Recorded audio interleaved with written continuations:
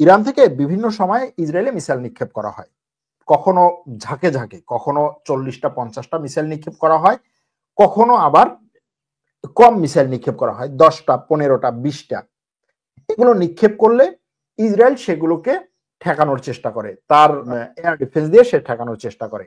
প্রথম দিকে সে যত পরিমাণ ঠেকাতে পেরেছিল পার্সেন্টেজ হিসেবে, ধরুন 100টা নিক্ষেপ করলে 80টা ঠেকাতো, 20টা আঘাত করত।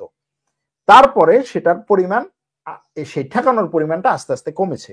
অর্থাৎ ধরুন পরবর্তীতে 100টা না, অনেক কম নিক্ষেপ করছে, কিন্তু আমি পার্সেন্টেজ হিসেবে বলি, পরবর্তীতে দেখা গেল যে 100টা নিক্ষেপ করলে 50টা ঠেকাতে পেরেছে, 50টা আঘাত করছে। এরপরে দেখা গেছে 100টা নিক্ষেপ করলে 80টা আঘাত করছে, 20টা ঠেকাতে পেরেছে। এরকম একটা অবস্থায় গিয়েছে, যদিও ইরান তার মিসাইলের পরিমাণ কমিয়েছে। গত রাতে যেটা হয়েছে, ইরান থেকে এক সময়ে একটা মিসাইল নিক্ষেপ করা হয়েছে, ইসরায়েল সেই মিসাইলটি ঠেকাতে পারেনি। এটাও কিন্তু একটা বড় ধরনের ইতিহাস ইসরায়েলের এই যে সামরিক শক্তির ক্ষেত্রে।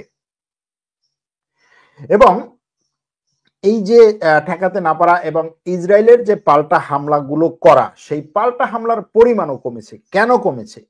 ইসরায়েলের কি অস্ত্র শস্ত্র কমে গেছে?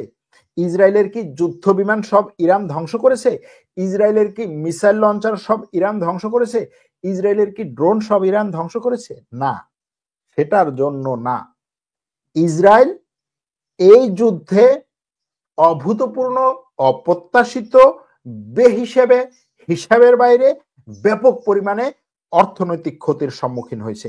সেটা যদি হিসেব করা হয় ভালোভাবে, এখনো যদিও হিসাব করা হয়নি, তাতে প্রায় কয়েকশো বিলিয়ন, হয়তো বা ট্রিলিয়নের কাছাকাছি বা ট্রিলিয়নও ছাড়িয়ে যেতে পারে মাত্র এই 6 দিনের যুদ্ধে। কিভাবে আমি বলি, শুধুমাত্র ইসরায়েলের স্টক এক্সচেঞ্জে যে গত 2 দিন আগে হামলা হলো, সেই হামলায়, শুধুমাত্র স্টক এক্সচেঞ্জের হামলায় হিসেব করা হয়েছে ইসরায়েলের ক্ষতি $480 বিলিয়ন কাছাকাছি। $480 বিলিয়ন। ইসরায়েল আমেরিকার কাছ থেকে বছরে পায়, ধরা হয় যে $3, 3.5, 4, 5 বিলিয়ন অর্থনৈতিক সাপোর্ট যেটা পায়, অস্ত্র শস্ত্র পায়, ইসরায়েলের বিভিন্ন কোম্পানি বিভিন্ন ভাবে সাপোর্ট পায়, সেটা ভিন্ন জিনিস। একদিনে স্টক এক্সচেঞ্জের ক্ষতি। এরপরে ইসরায়েলের যুদ্ধ বিমানগুলো ওড়াতে, ইসরায়েলের যুদ্ধ বিমানগুলো উড়িয়ে ইসরায়েল যেভাবে এই হামলা চালাচ্ছে, এবং সেই হামলার বিপরীতে আবার ইরান থেকে যে হামলাগুলো করা হচ্ছে, একটু আগে হয়তো আপনারা ভিডিওতে দেখেছেন যে ইরানের একটা ড্রোন ভূপাতিত করতে ইসরায়েল তার F-16 যুদ্ধ বিমান ব্যবহার করেছে। অর্থাৎ একটা ড্রোন, যে ড্রোনটার দাম ধরুন আপনি কথার কথা $5,000, ইরানের ড্রোনের দাম আরো কম, কারণ ইরান আরো কম মূল্যের ইকুইপমেন্ট দিয়ে তার ড্রোন তৈরি করে, কারণ সেই ধরনের টেকনোলজি বা সেই ধরনের সুযোগ তার নেই। সেরকম একটা ড্রোনকে আঘাত করে মাটিতে নামাতে F-16 যুদ্ধ বিমান ওড়াচ্ছেন, সেই যুদ্ধ বিমান থেকে মিসাইল ছুটছেন, সেই মিসাইল এই ড্রোনকে আঘাত করছে, ড্রোন মাটিতে নামছে। কত টাকা খরচ? একটা F-16 যুদ্ধ বিমান একবার ওড়াতে কি পরিমাণ খরচ হয়? ধারণা করা হয় যে ইসরায়েলের এই যুদ্ধ, এই যে 6 দিন যুদ্ধ চলছে, প্রত্যেক দিন এই যুদ্ধ পরিচালনা করতে শুধুমাত্র তার বিমান এবং মিসাইলের যে খরচ, সেটা হচ্ছে $200 মিলিয়ন বেশি, শুধুমাত্র এটার জন্য। তো এই $200 মিলিয়ন যদি আপনি 6 দিনে গুণ দেন, কত আসে?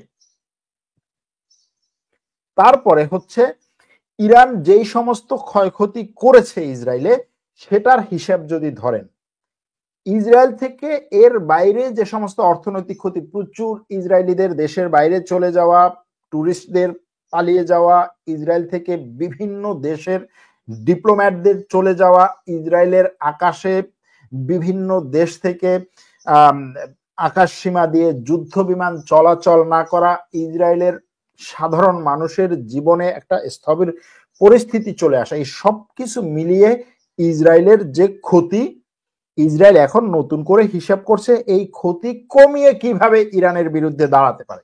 কারণ এভাবে যদি সে কন্টিনিউ করে এবং এই যুদ্ধ যদি বহুদিন ধরে চলে এবং আমেরিকা, ট্রাম্প যেভাবে বলছে যে আমি 2 সপ্তাহ পরে আসবো বা 2 সপ্তাহের মধ্যে সিদ্ধান্ত নেবো, সে যদি 2 সপ্তাহের একেবারে শেষ দিন গিয়ে সিদ্ধান্ত নেয়, অর্থাৎ আরো 14 দিন যদি বা 13 দিন যদি ইসরায়েলের এই স্টাইলে তার যুদ্ধ পরিচালনা করতে হয়, তাহলে দেখা যাবে যে এটা কয়েক ট্রিলিয়ন হয়ে যেতে পারে এটার খরচ। সুতরাং ইরানের কৌশল, গতকালকে এই কৌশলগুলো নিয়ে আলোচনা করছিলাম। ইরানের কৌশল আর ইসরায়েলের কৌশলটা ছিল ভিন্ন।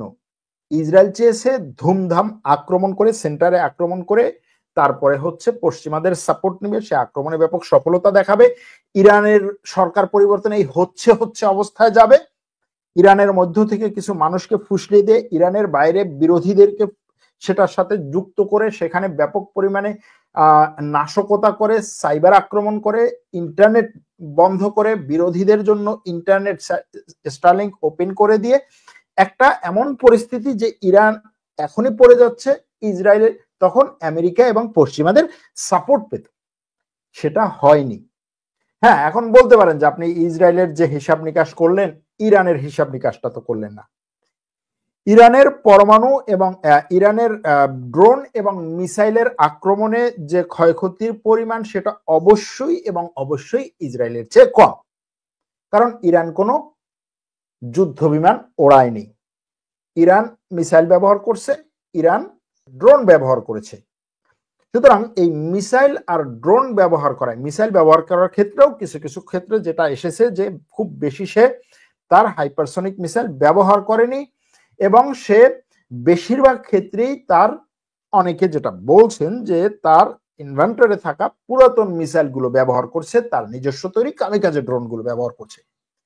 সুতরাং সেই দিক থেকে তার ক্ষয়ক্ষতির পরিমাণ কম। আবার ইসরায়েল ইরানের যে সমস্ত স্থাপনায় আক্রমণ করেছে সেটার দিক থেকে ক্ষয়ক্ষতির পরিমাণ বেশি। তার চেয়েও বড় জিনিস হচ্ছে ইরানের সবচেয়ে বড় ক্ষতি হচ্ছে ইরানের এই যে প্রায় 15 জনের মতো পরমাণু বিজ্ঞানী হত্যা করেছে ইসরায়েল, এবং ইরানের সামরিক বাহিনীর গুরুত্বপূর্ণ ব্যক্তিদেরকে, সেনাপ্রধান সহ ইরানের বিপ্লবী গার্ডের প্রধান সহ গুরুত্বপূর্ণ ব্যক্তিদেরকে হত্যা করেছে ইসরায়েল। এটা হচ্ছে ইরানের সবচেয়ে বড় ক্ষতি।